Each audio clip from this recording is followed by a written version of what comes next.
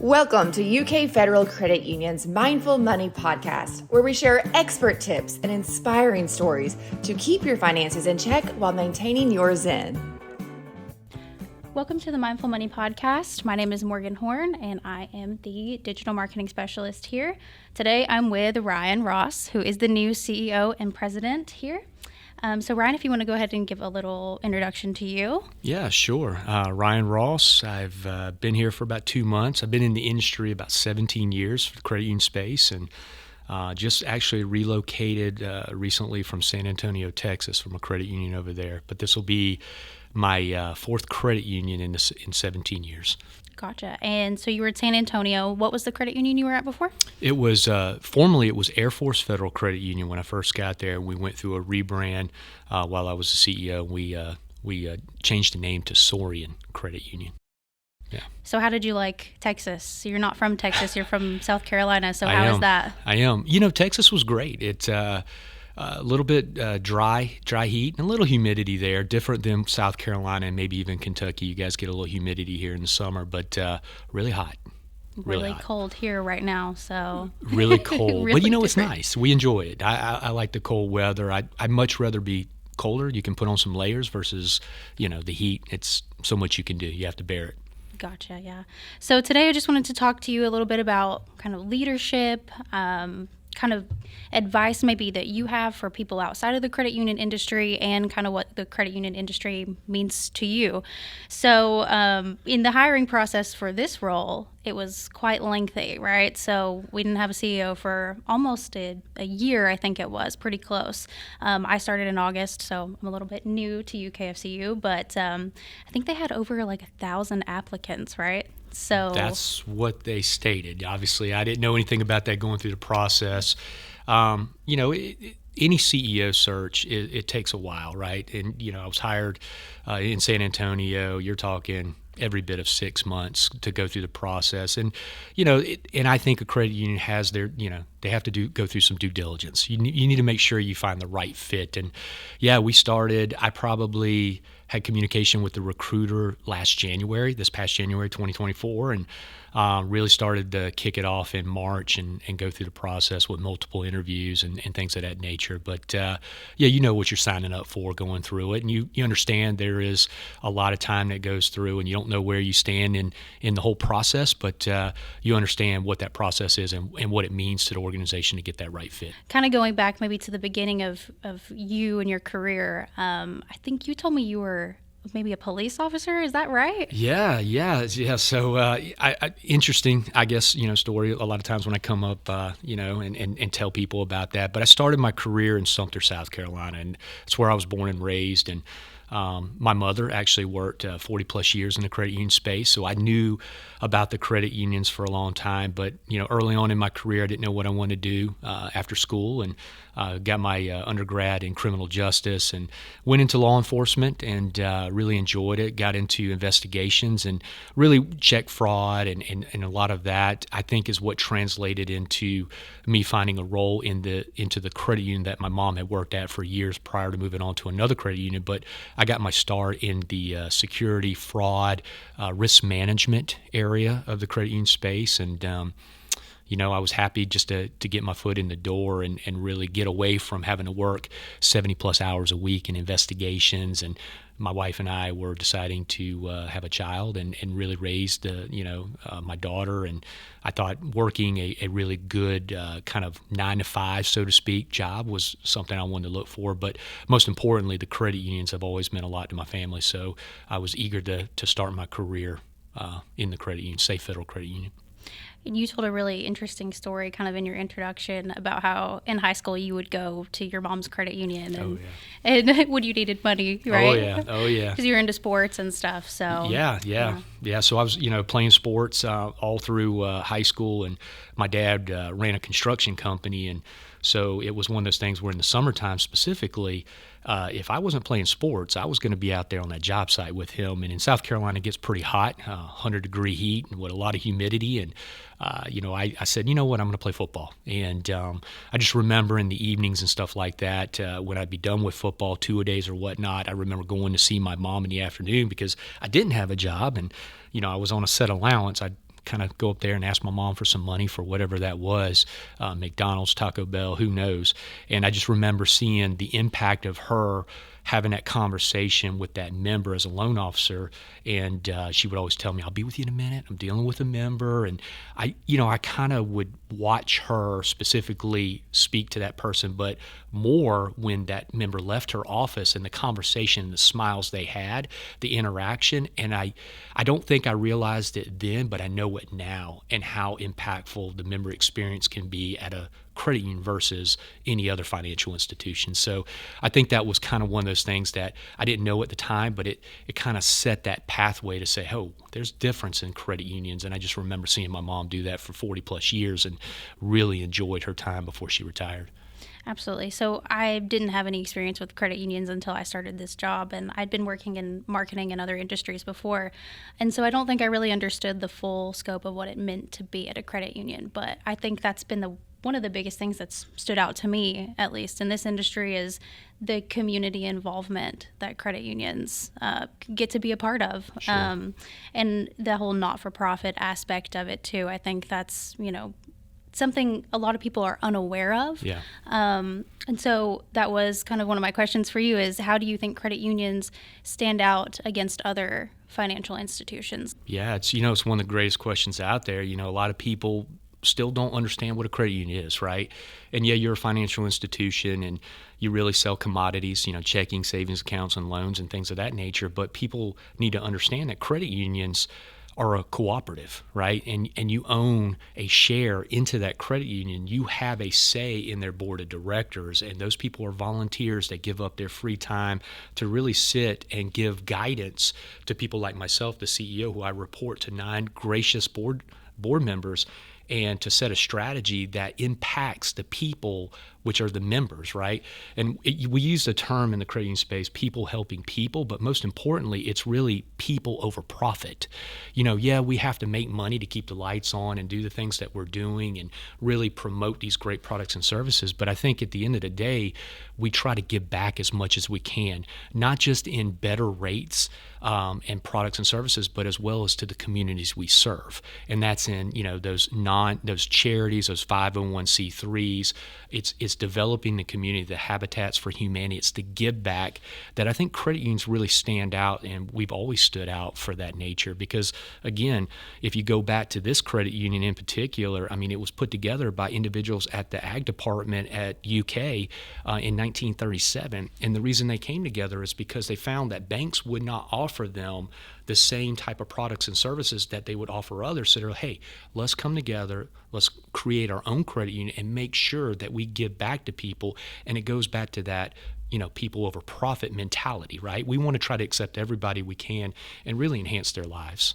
That's exactly one of the parts too about being in the marketing department, I think is really eye-opening for me, because I'm next to the business development as part of marketing. So I really get to see all the work that goes into what Janet here and Janine do, and it's really impressive work to be involved with so many other nonprofits in the community, and having the chance to go out and work on the home build that we're doing with Habitat. So Sure.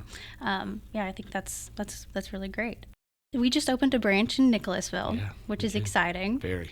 We just had the grand opening. And Yeah. so how do you see the impact in Jessamine County that we can make now with UKFCU being a part of, that new community? Sure. Yeah. Well, again, 1937, this is the first branch we've opened up in that 87-year history. And, we're excited to do that. I'm excited to be able to step in here and say, hey, listen, we are now serving the 52,000 people that live and reside, work in Jessamine County. More importantly, the 30,000 people that actually reside in Nicholasville. And, we can actually provide those great products and services. And maybe, they were already members of ours going to some of our branches here in Fayette County, but now we're a little bit closer to them and right there on Nicholasville Road, a great location, very visible. Hopefully it's very accessible, ingress and egress, so they can come in there and they can talk to Tony and his team, and we can deliver what I always stated about this organization going through the whole search and everything else, which is give that first-rate experience that those members solely deserve, to make money or save money.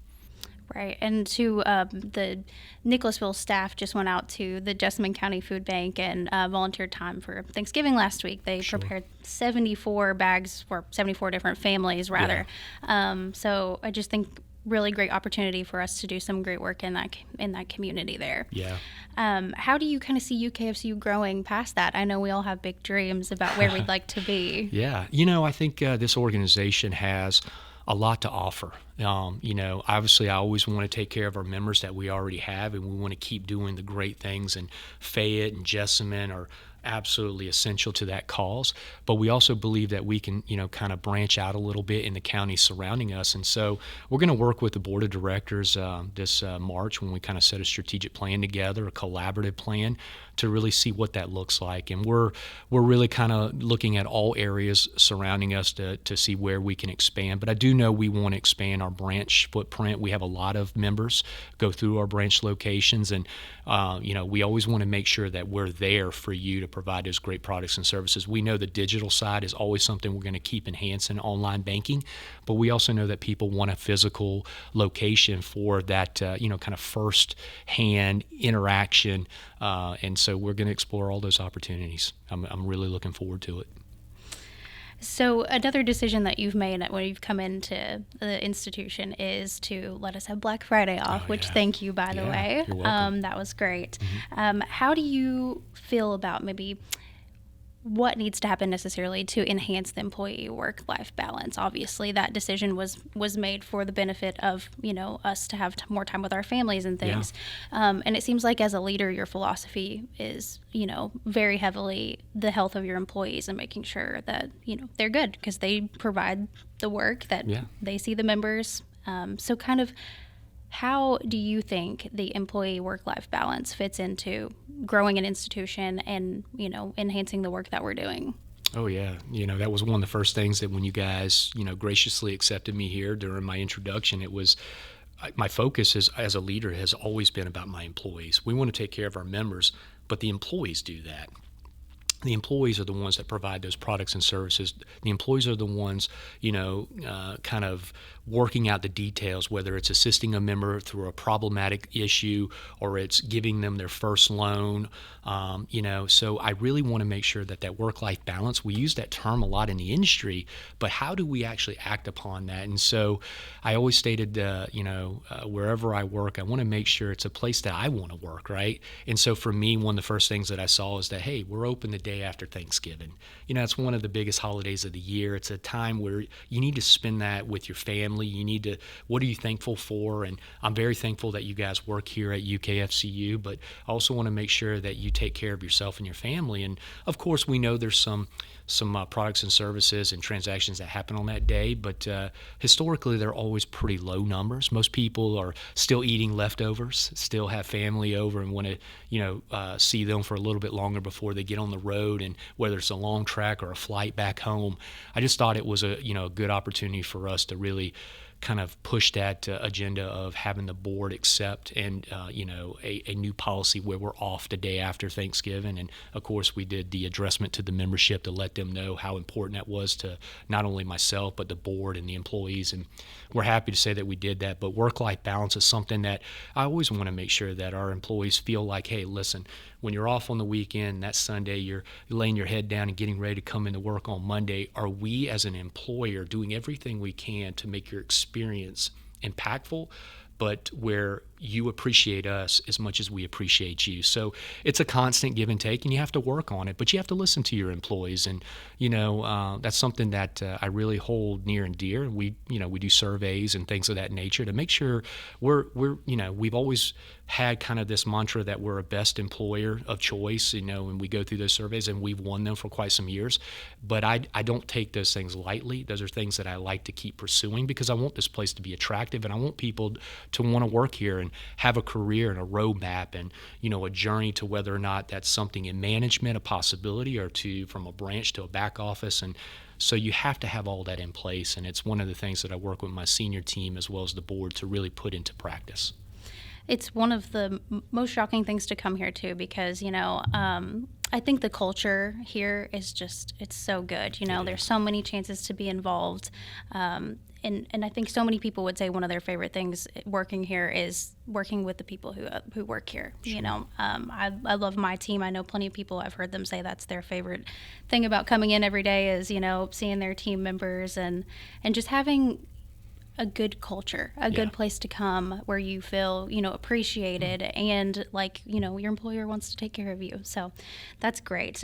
Is there a leader that's been in your career that's maybe inspired this philosophy or any philosophy that you are, you know, putting into place as a CEO? Yeah, you know, I've had probably really two influential mentors in my life. You know, one in law enforcement was a lieutenant that I worked for that kind of took me under his wing when I was 21 years of age, and you know, a really young guy that hadn't had a lot of leadership opportunities, obviously, and just really kind of you know, mentored me and kind of brought me along in law enforcement, which you know, any law enforcement officer, my heart goes out to these individuals, men and women, because it's a tough job.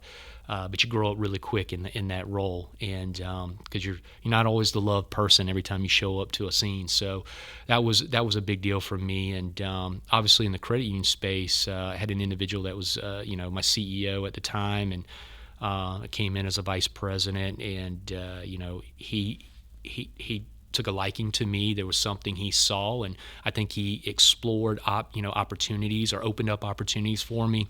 And what I saw out of him was such an openness and a collaborative spirit that really was inviting, because I'd worked for, you know, leaders before where it was kind of their way of doing things, and you know, you can work with that a little bit. But this individual, he really opened this idea or this thought process that you're not the smartest person in the room. And you got to be aware of that. And I know that. And I never want to be the smartest person in the room. If I am, there's a problem. What I want is the smartest people working for me in various roles. And then we become this collaborative think tank, and we can provoke thoughts, and we can, okay, why are we not doing it? Should we be doing it? Why are they doing it? You know, things of that nature. And to me, those are the best type leadership teams that can, you know, kind of challenge each other, constructive, good criticism. And I was able to see that firsthand working for him as a vice president, as I worked my way up into an executive vice president role under his watch. And, you know, various leadership conferences and lots of leadership books, Jim Collins, Simon Sinek, you know, there's some really good Patrick Lencioni. There's a lot of good reads out there about great leadership, but the one thing all those authors have in common is this collaborative spirit, this start with why. You're not the smartest person in the room. You really want smart people working for you, and never feel like there's an inferiority kind of complex as to this person. No, I love it. I love smarter people than me. They challenge me and they provoke thoughts on my end. And so I love it. And that's what I really want to inspire here in this organization and really foster. So it kind of empowering the employee to be the expert in their field. Yeah, and that's, really. the team that comes together and makes, you know, everything work. It really does. Yeah. So becoming the CEO is a obviously major achievement, right? Many people aspire to be a CEO. So what kind of advice would you offer to someone who maybe has the goal of becoming a CEO one day? Yeah. You know, I always tell everybody, my motto has always been humble and hungry. You know, I don't know if you've ever heard that phrase. And be humble, be willing to take on things, be willing to go down roads that don't look so great, you know, and see how these challenges can really kind of really push, you know, you or the limits of yourself, and be willing to accept things, and sometimes accept good and bad feedback. Ask for it. I love 360 coaching, you know, and being able to give feedback and take feedback. And it's one of those things where, you know, if you really want to do it, you can get there. You really can. It's obviously, you know, it looks maybe more daunting than you think. And I will be honest with you, I never had my sights on being a CEO. When I got into the credit union space from law enforcement, I was excited to just not have to work those hours, not have to be, you know, in the middle of the night, get the call as we raise our child, and really be home at night. And I was so excited to start my career in the credit union space because of the impact I saw that it had on my mom and what she did with the member experience. And it wasn't until I met, you know, that one mentor, he opened up these ideas and thoughts, and I saw, oh, maybe this is my calling. Maybe this is something that I'm supposed to do. And as I went down it, I started to see what I could do with team members. I could figure out where somebody like yourself has untapped potential, and I can kind of extrapolate that out of you, right? I figure out how I could push you to become the best version of yourself as a leader. And it was just one of those things that I was like, ooh, I really love it. I love seeing people succeed. I love seeing you come out on the other side of a project so excited about what you were able to achieve. I love seeing people getting promoted from within. I love that. When we can build this kind of culture where you have opportunities for growth, because I've been in organizations where the ceiling was right over your head and you're like, where do I go from here, right? And it was probably why I left Sumter, South Carolina, to leave that organization to another organization, because I felt like the ceiling was over my head and I wanted to get myself into a larger organization with more opportunities. That's something that we have here and that I'll foster. So it's exciting. So you said hungry, but we also talked about work-life balance. Yeah. So how have you in your career maybe instilled a healthy work-life balance for yourself? For me, it's been one of those things where I say a lot of it, but I don't sometimes practice it myself. I'm constantly going. I do have a great wife that keeps me grounded. She'll make me put the phone down sometimes in the evenings and spend some time with her and my daughter to really have some great conversation and take my mind off of work. That's the one problem you have in this role that I would tell anybody aspiring to get into the corner office, is that you're constantly thinking about what you can do for 300 and so employees and 100,000+ members. So it's constantly in my mind. But having that partner, somebody that really you can kind of say, hey, listen, keep me balanced over here. And my beautiful wife does that for me. She really does a great job of keeping me balanced. So did you get to go home for Thanksgiving to South Carolina, or did you stay here? I actually stayed here. So my mother-in-law came up 2 weeks prior to Thanksgiving, and she was traveling up to Indiana to see some family up there. So we stayed, and we had our Thanksgiving dinner, the three of us, my wife and my daughter. Nice. So how are you enjoying life in Kentucky overall? How's it going? I'm enjoying it. The weather is great. I told you that I kind of love the cold. When you come from, I think last summer we had about 100-something days of straight 100-degree weather. It's nice to see a little bit of brisk mornings. I don't know if I love the snow as much. I like it when it comes down, but when it comes down for multiple days, it's like, oh, okay, is there going to be some traffic jams? But no, the people here are fantastic. Kentucky is such a great state. The university, the relationship we have with them, some really great individuals over there. We attended our first football game, although our Wildcats didn't do so great Saturday in football, but the basketball team looks really promising. We're enjoying it right now. My wife and daughter are absolutely settling in. So you went to the UK Louisville game? We did. Nice. Yes, ma'am. We Very did. It was a little cold. I bet. I was expecting a little bit more from our Cats, but that's okay. Well, we got UK versus Clemson tonight, Yeah, so hopefully that's... But wait, isn't that kind of close to where you're from? Yeah, so I went to Carolina, USC, University of South Carolina. So I'm a Gamecock, but I think that'll be a little bit of a challenge for Kentucky, but I think they'll prevail. Yeah, that's not, my husband was talking about it today about how some people are picking Clemson right now, but I don't know. It could be a trap game. I told Andrew Allure earlier. I said it could be a trap game, but I don't know. I think Mark Pope's got the guys ready to go. I feel confident that they'll pull this one out on the road. Another great example of leadership right there, Mark Pope. I think he's done an incredible job. He's phenomenal. So far. He's a great individual. Yeah. So, what are you most excited about for 2025 for UKFCU? Yeah, no, just excited to work on what we're going to do to possibly expand our organization. We are going to see some growth here. We're going to work with the board. I can't wait to really collaborate with them. We got some special things. I can't really throw that out there just yet, but the first quarter of this coming year is going to be, we're going to throw out some special things, some good products out there, and I'm excited about that and what you and the marketing team are working on behind the scenes.